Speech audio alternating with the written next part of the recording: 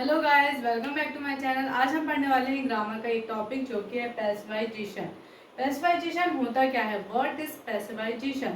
पैसिवाइजेशन is the transformation of a sentence from an active form to the passive form. किसी भी sentence को उसके active form से passive form में change करना पैसिवाइजेशन कहलाता है। पैसिवाइजेशन बना हुआ है पैसिव वॉइस से, कह सकते हैं हम। There are two types of voices. First होती है एक्टिव वॉइस एंड सेकंड होती है पैसिव वॉइस। अब हम आगे पढ़ेंगे कि एक्टिव वॉइस क्या होती है, पैसिव वॉइस क्या होती है और हम उसको कैसे ट्रांसफॉर्म करके सेंटेंस को एक्टिव से पैसिव में चेंज करते हैं। अब हम पढ़ेंगे कि एक्टिव वॉइस क्या होती है। What is active voice?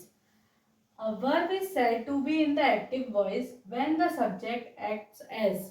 मतलब जब वर्ब, जो भी हम काम कर रहे हैं, वो एक्टिव वॉइस में होगा। कब? जब कोई सब्जेक्ट एक्ट कर रहा हो। जैसे कि प्रांजल पढ़ा रही है, तो प्रांजल इज टीचिंग, मतलब मैं पढ़ा रही हूँ तो मैं कोई एक्ट कर रही हूँ। जैसे for example she cooks for daily. अब सी कुक्स फॉर डेली मतलब वो रोज खाना बनाती है, तो वो एक एक्ट कर रही है, तो ये हो गया active voice. Second, Renu is eating mangoes. जो रेनू है वो क्या कर रही है? मैंगोज को खा रही है, तो वो भी एक एक्ट कर रही है। किस वर्ब का काम कर रही है? वो खाने का काम कर रही है। Is the passive voice. तो what is passive voice? A verb is said to be in the passive voice when the subject is act upon as.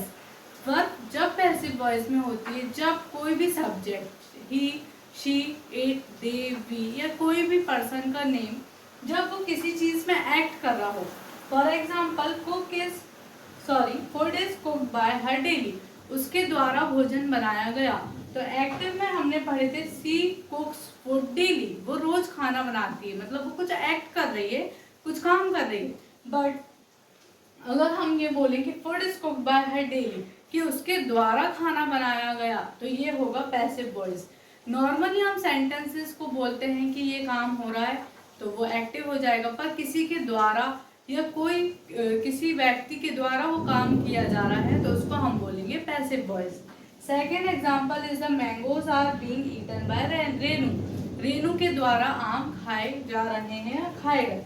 तो रेनू के द्वारा आम खाए गए, मतलब कि जो mangoes are being eaten by Renu. लेकिन इसी को हम जब एक्टिव में लिखते हैं तो रेनू इज ईटिंग मैंगोज, कि रेनू मैंगोज जो है वो खा रही है।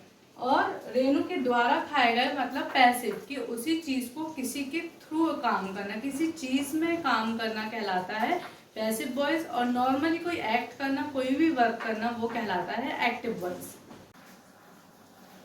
अब हम कुछ एग्जांपल्स लाए हूँ मैं आपके सामने, उससे और अच्छे से हम एक्टिव वॉइस और पैसिव वॉइस को समझेंगे और उसका ट्रांसफॉर्मेशन समझेंगे।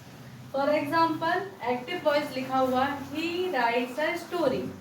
वह कहानी लिखता है। और जब हम उसको ट्रांसफॉर्म करेंगे, मतलब चेंज करेंगे पैसिव वॉइस में, तो क्या होगा? A story is written by him, कि उसके द्वारा कहानी लिखी गई। तो नॉर्मली हमने लिखी कि वो कहानी लिखता है, तो वो एक्टिव हो गया। बट उसी चीज को हम घुमा के बोलेंगे कि उसके द्वारा लिखा जा रहा है, तो वो होगा passive voice. A story is written by him. इसमें हमको एक चीज और समझना है, ये है प्रेजेंट सिंपल टेंस, जो कि एक्टिव वॉइस में है।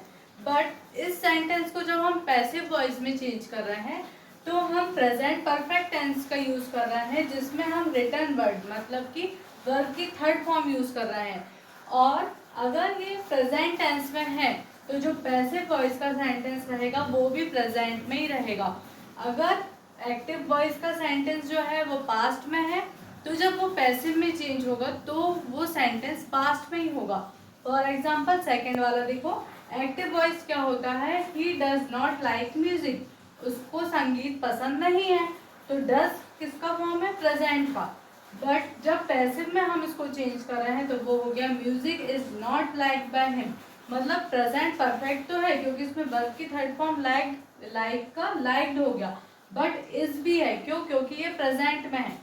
तो किसी भी एक्टिव सेंटेंस को अगर हम पैसिव सेंटेंस में चेंज करते हैं, तो वो अगर प्रेजेंट में है तो प्रेजेंट में ही चेंज होगा, पास्ट में है तो पास्ट में चेंज होगा, और फ्यूचर में है तो फ्यूचर में चेंज होगा। Next example is the Pinky had locked the house. अब देखो Pinky had locked the house, तो इसमें ऑलरेडी जो वर्ब की थर्ड फॉर्म यूज हुई है लॉक्ड, बट कौन सा सेंटेंस है ये, पास्ट। क्यों? क्योंकि इसमें हैड हेल्पिंग वर्ब का यूज हुआ है। और जब ये पैसिव में चेंज हुई तो Pinky the house had been locked by Pinky, तो वर्ब की थर्ड फॉर्म मतलब पास्ट परफेक्ट तो ये ऑलरेडी है, बट हैड बीन क्यों यूज हुआ, क्योंकि ये पास्ट था इसलिए इसमें हमने पास्ट हेल्पिंग वर्ब का यूज करे कि द पिंकी, पिंकी के द्वारा घर में ताला लगाया गया था, ये हो गया पैसिव। और नॉर्मली एक्टिव में लिखा था कि पिंकी ने ताला लगाया था, मतलब पिंकी ने उसके घर पे ताला लगाया था। और जब इसको पैसिव में चेंज किया तो पिंकी के द्वारा घर में ताला लगाया गया था।